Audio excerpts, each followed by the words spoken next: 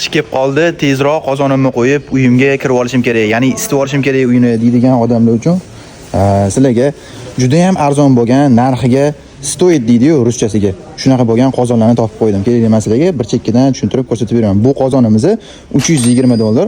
O'zini komplektlari bilan birga bu qozonimiz bo'lsa $310. Tasavvur qilasizlarmi? Juda ham arzon narxlarda sizlarga topib qo'ydim. Bu turgan joyimiz hozir ombor narxlarida bemalol kelib sotib olishingiz ham mumkin. Zapchastlarning ishlaridagi ehtiyot qismlarini ko'rdim.